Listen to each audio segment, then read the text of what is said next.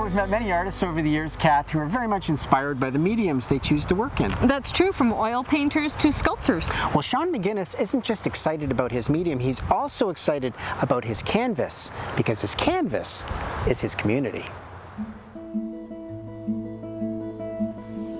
Shaun McInnis has always loved to draw, but for years he never saw it as a way to make a living. I guess at the time I didn't think it was realistic to think I could do anything with it. He was, after all, a Cape Bretoner who did many jobs. A fish plant worker, a busboy, a carpet cleaner.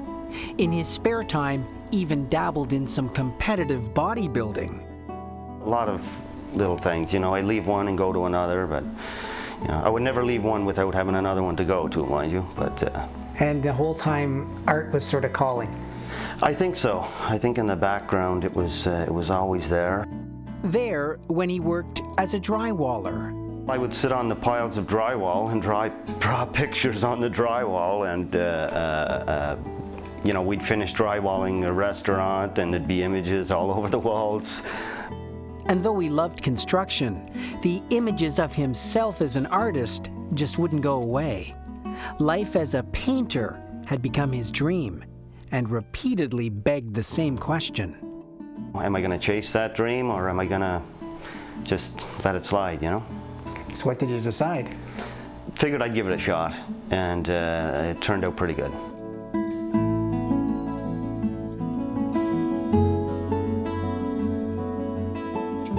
Pretty good might be an understatement. Shaun uses many tools to express himself. Technical ink, paint, the airbrush. In no time, his talent was turning heads. The phone started ringing with offers of jobs. He was, he realized, an artist with a future. I think I realized that the first year. I realized it could be done. I mean, the fact that I was actually able to pay my bills showed me that, you know, I realized I'd never get rich, and that was never my goal.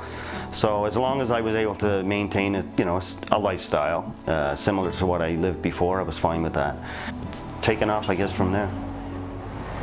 When not drawing at home, Shaun is changing the face of communities like Westboro here in Ottawa. He loves his job and is constantly painting the town red and green and blue and, well, you get the idea. You could say Shaun is a keen observer of the big picture.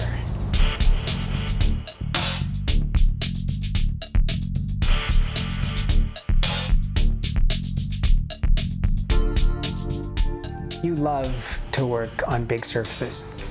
Yeah, bigger surfaces are more challenging, and I think I'm fascinated by, well, just the scale of the images. Yes, if I could paint a 10-story building or 20 stories, I'd probably give it a shot, you know? This was Shaun's first mural, a portrait of a friend's dad on the wall of John's restaurant on Wellington Street. I had this idea that I wanted to paint his dad on the side of the building in a bigger scale, so I guess about 20 or 25 feet high. So his son, Tony, a friend of mine, said, go for it, you know? I said, well, I'll tell you what, you buy the material, I'll do the job. It went over pretty good. A lot of people liked it a lot, and I thought, well, you know what, maybe there's a possibility that I could do this for a living, you know? The murals tell stories, some of them true, others imaginary. Each a reflection of Shaun's colorful personality. This particular mural is called The Dream, and what I want to portray in this mural was just different stages of a boy's life, and you can see the first image, he's looking up into the clouds and dreaming like I did when I was a kid. When I first arrived in Ottawa, I remembered seeing a silhouette of Winston Churchill on a building called the Churchill Arms, and I think it left a lasting impression. And when I finally had the opportunity to paint an image on Churchill, and I felt really good about being able to actually paint the thing that impressed me so much the first time I saw Churchill. This building used to be Westboro Dairy in the 1920s, And I did approach the owner when it came time to come up with a concept, when he suggested a mural. It was actually him who told me that this used to be a dairy years ago. So I figured that would be a good theme to run with. So you can see the old horses. They used to bring the canisters of milk with horse and buggy. And I kept it all in a grayscale because I figured that would be more suitable to that time frame. Everything was kind of monochromatic and black and white. So I took the field color of the building and the accent color of the trim and just painted the whole mural with those two colors. So it's got that old look to it. I figured this wall space would be the perfect opportunity for a nice set of double doors and a window and some flowers and the dog in the door. And I guess I always dreamed about having a carport with 5 or 6 cars in it, so here was my time. But anyway, too bad I can't drive any of them. Shaun adds his touch to many businesses in town. Here, he creates a warm welcome at the entrance of an Italian eatery in the capital. At a popular Irish pub, Shaun swings open the Guinness gates. And not far away, he helps the Salvation Army tell a story of the Grace Manor with a collage of color. I had to try to come up with the images that would represent the Salvation Army. So I had to do a little bit of research and find out what the Salvation Army really stood for a little more before I actually started putting the idea together.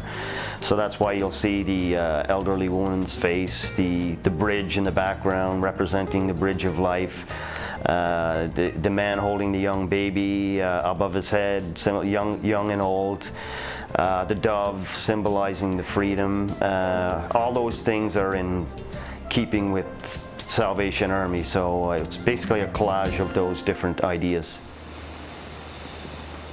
This is the man that does all the paintings on the walls and makes all our buildings look pretty. He's the one that makes Westborough look so different. And remember, Shaun's projects are always under the watchful eye of passers-by as he plans everything to scale, draws it on a building, and begins painting using brushes, rollers, and airbrushes. I spend 4 or 5 hours talking with the people and probably 3 hours or 4 hours a day working. So a job that's supposed to take 2 days always takes 4. But that's part of it, and that's part of what I enjoy. I love the people. It really makes me feel good when I drive, particularly down Wellington and through Westboro Village, and I see so much of my work on the buildings, and to see the fact that the people appreciate it so much. It's just, like I say, it's probably more gratification in that than the actual painting. Not all of Shaun's murals are for businesses and institutions.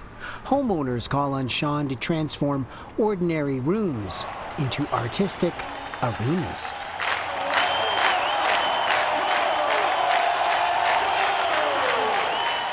It was the owner's idea, and I thought it was brilliant.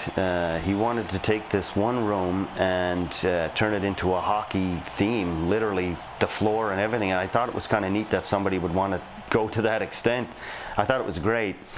And I understand that the kids actually play hockey in this room now. Yes, he covered the whole mural with Lexan plastic, and the kids shoot pucks at the goalie. That room took me probably 3 days, maybe 4. But again, I think I spoke for 2 days to the owner while I was doing it. We had a blast talking about it. It was a lot of fun. It was a lot of fun. Despite countless accomplishments making a colorful mark on his community, Shaun still struggles with the label that comes with his current career. When somebody calls me an artist, it just seems awkward. I don't know. I mean, it's going to take me a while to get used to that if I ever do. What he can't get used to is the perfect fit of this job. For Shaun McInnis, having many pastimes has passed. It's a passion, for sure. But I can't see myself doing anything else. You can't? No, absolutely not. I think this is the end of the road for jumping careers. Yeah. Really? Yeah, I think so. I think this is where it ends, unless unless my life ends.